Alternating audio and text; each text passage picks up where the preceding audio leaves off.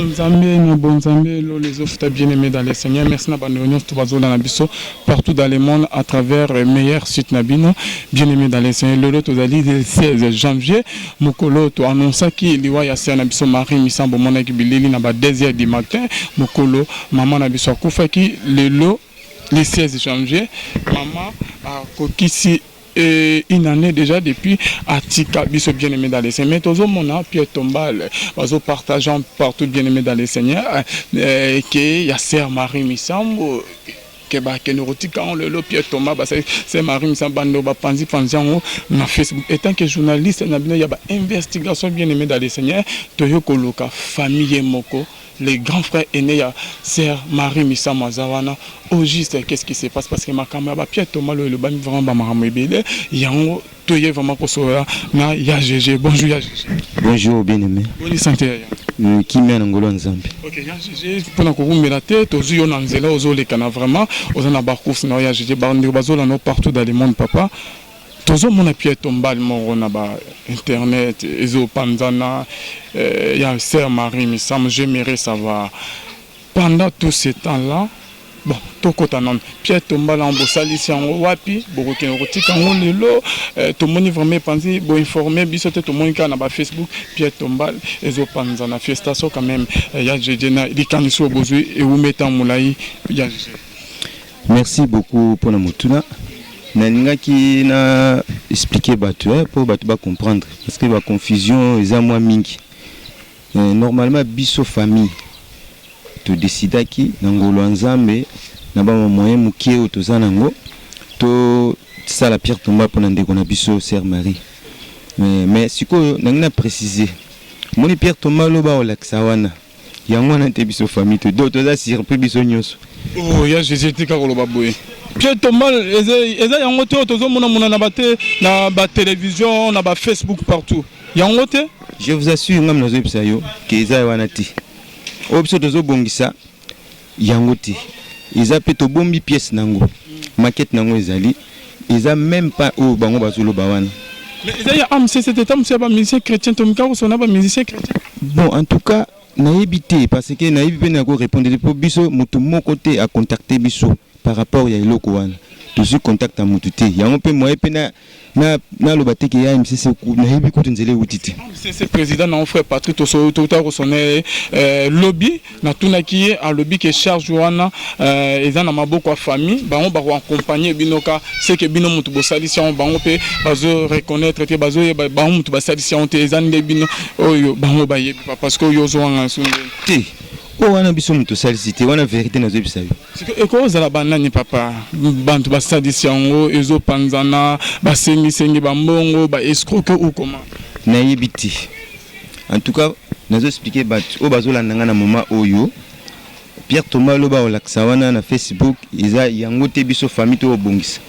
O biso famille to bongisa, isa même pas na sens wan. D'ailleurs, beaucoup monango, bo comprendre que makambo nous sabino, yango ne vérité pour lelo ne nazao.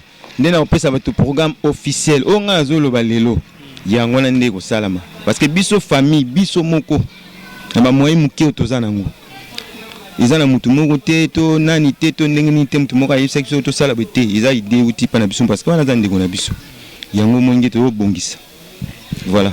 Bien aimé dans les Seigneurs, toujours comprendre que bandeko basa parce que tout le monde a Charles Mombaya, tout ça ngana ki biso na biso ba chroniqueur, ba frère Didier Mayema, ba Mos, ba journaliste ne ba sa ki l'histoire l'histoire pour nous ça Charles Momba Pierre Tombal mais premièrement tu retagina en contact na famille pe on a ba musicien mais Pierre Tombal les autres passant ba photo na ba Facebook na ba net bien aimé dans les saints famille et bien honte ba musicien ba bien honte tu as surpris ngai pe ba informer tu peux vous avez information papa déjà le bique ba bien honte banane bazo sa ba Joana est-ce que ba sale loko wana pona ko escroquer ba mbongo te ba komo na bango ezo yebante bazo yebana te bien aimé dans les seigneurs bande comme mosusu bazotinda tinda bambongo ndene kine mesani donc baza ba escroc parce que escroquer bande bambongo auto qui otika un jour le PLS toda le 16 janvier bien aimé famille yo mukose Maria akufa ki mukolope équipe na biso zo beta lelo ya GG alobi aye bien ote barozana cimetière te o ya bango bazo salisa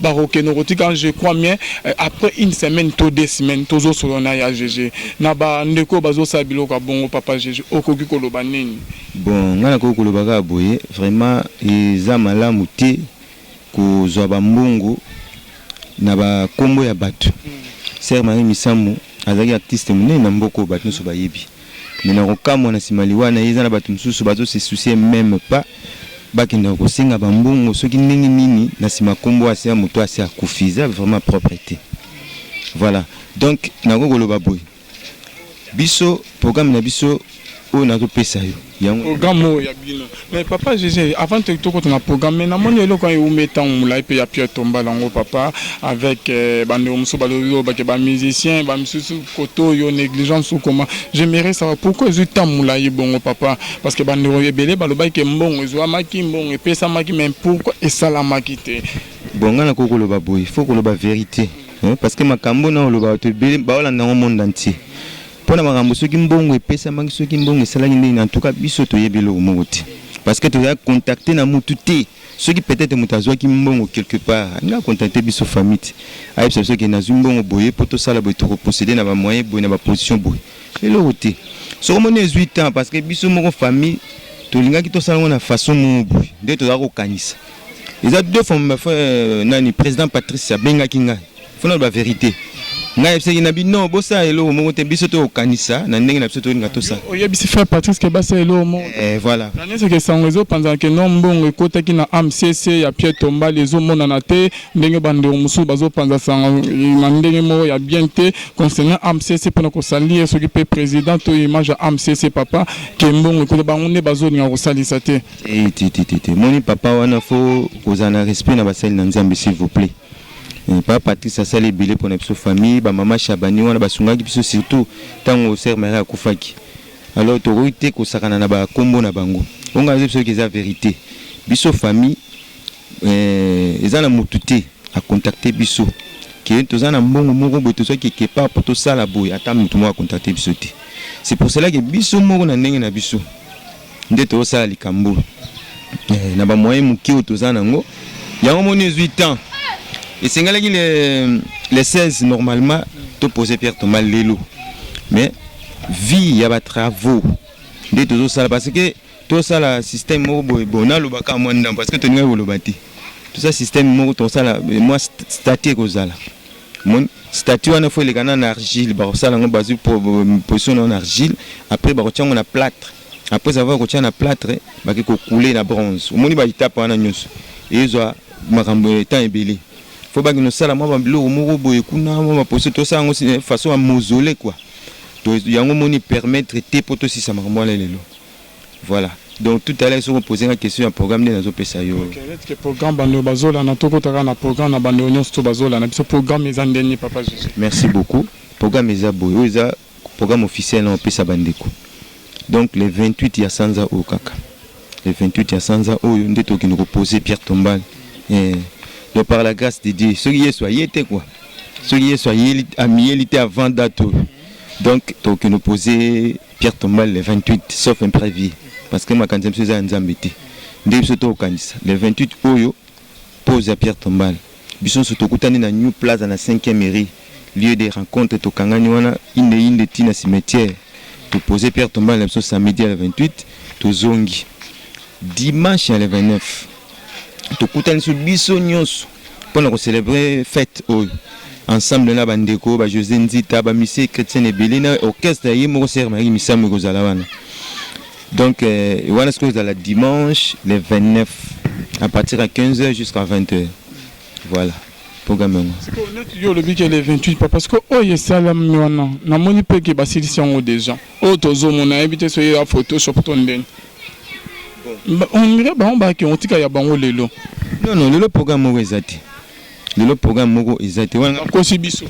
nayebi te so na ko commenter ndenge pona makambo nga pe naza surpris nayebi te na ko commenter nini to do o na ko loba ngo kino makambo to yebi na biso ngote lelo programme moko ezate sauf que on a outil koloba na que le 28 na le 29 de ba programme obso to bongisi par la grâce de Dieu.